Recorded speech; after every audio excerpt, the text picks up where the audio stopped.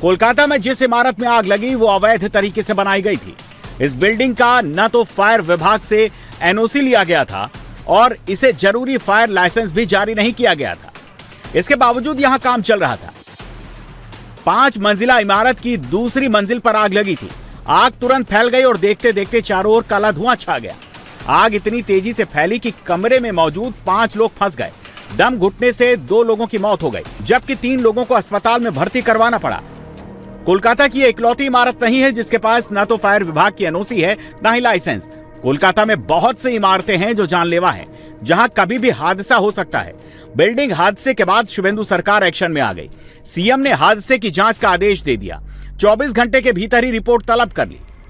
Chief secretary ने एक order कर दिया, 4 डिपार्टमेंट का कमेटी बनाया।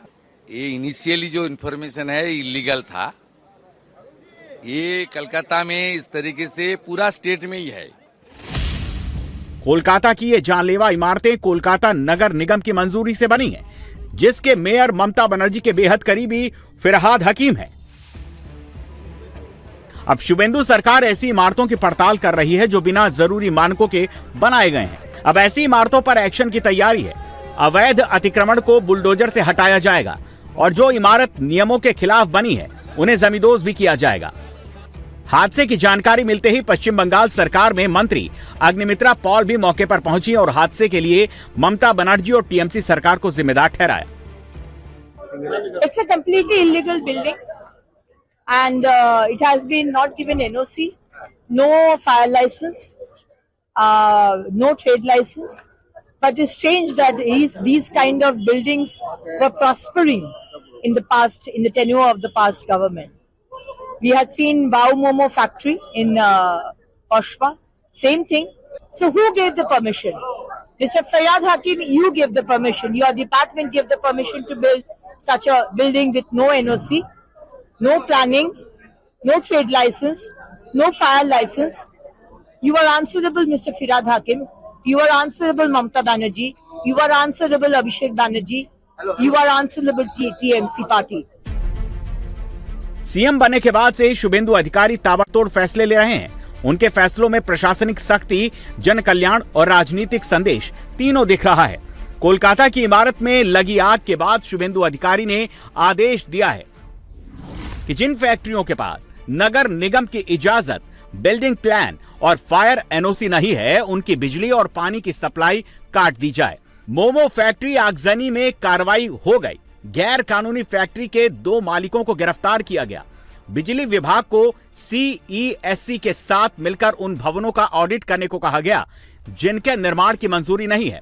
सरकार पहले ऐसी इमारतों के मालिकों को नोटिस देकर सुधार करने का मौका देगी और अगर इसके बाद भी अतिक्रमण नहीं हटा तो नियमों का पालन नहीं हुआ तो उनके खिलाफ कड़ा एक्शन होगा। अवैध कारखानार मालिक शेख नासिर एवं शामिल मोहम्मद তাদেরকে গ্রেফতার করা হয়েছে আজকে সকালে। আমরা বিদ্যুৎ সরবরাহকারী সংস্থাকে পার্মানেন্ট ইলেকট্রিক ডিসকানেকশন করার অর্ডার দিয়েছি এবং সিএসসি কে বিদ্যুৎ সচিবের মাধ্যমে জানানো হয়েছে যত এই ধরনের বিল্ডিং প্ল্যান স্যাংশন নেই, অবৈধ কারখানা আছে, বিশেষ করে কসবা, দিলওয়ালা, মমিনপুর, ইকবালপুর সহ এই এলাকাতে ইমিডিয়েটলি একটি ইন্টারনাল অডিট করে যাদের যাদের বিল্ডিং প্ল্যান স্যাংশন নেই তাদের ইলেকট্রিসিটি ডিসকানেক্ট করার জন্য আমাদের পৌর নগর উন্নয়ন সচিবকে নির্দেশ দেওয়া হয়েছে একদিনের মধ্যে ওই অবৈধ স্ট্রাকচার ভেঙে ফেলার জন্য টিএমসির উদ্যোগে কলকাতা পুলিশের সাহায্য নিয়ে এবং একইভাবে টিএমসি কে বলা হয়েছে এই ধরনের অবৈধ বিপজ্জনক कारखानाগুলিতে জলের লাইন কেটে দেওয়ার জন্য। हालांकि कोलकाता में अवैध इमारतों की पहचान करना बड़ा टास्क है क्योंकि अवैध इमारतों का कोई सटीक आंकड़ा मौजूद नहीं है। कोलकाता के मेयर फिरहाद हकीम के मुताबिक पिछले कुछ साल में 700 से अधिक इमारतों को फाइन लगाकर नियमित किया गया। जिन पर अतिक्रमण का आरोप था कोलकाता में 850 से अधिक बिल्डिंग के कुछ हिस्सों को गिराया गया।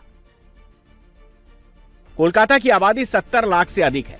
ऐसे में सिर्फ 1550 इमारतों पर एक्शन नाकाफी है और कोलकाता म्युनिसिपल कॉरपोरेशन ने यह भी कदम हाई कोर्ट और सुप्रीम कोर्ट के आदेश के बाद उठाया है। यही वजह है कि कोलकाता में कुछ सालों में कई बड़े हादसे हो चुके हैं। 2026 में कोलकाता के तिलजाला इलाके में 5 मंजिला इमारत में आग लगी थी, 2 लोगों की मौत हो गई थी। 2025 में बाघा जतिन जैक लिफ्टिंग हादसा हुआ, 4 मंजिला इमारत जमींदोज हो गई।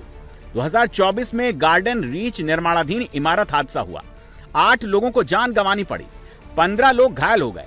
2017 में बड़ा बाजार बिल्डिंग हादसे में 1 की मौत हुई, कई लोग मलबे में दब गए। इन सभी हादसों में एक बात कॉमन थी, या तो इमारत बेहद जर्जर थी या तो फिर बिना मानकों के इसे तैयार किया गया था। लेकिन अब बंगाल में यह नहीं चलेगा। नई सरकार में नए मॉडल से अतिक्रमण करने वालों का इलाज होगा।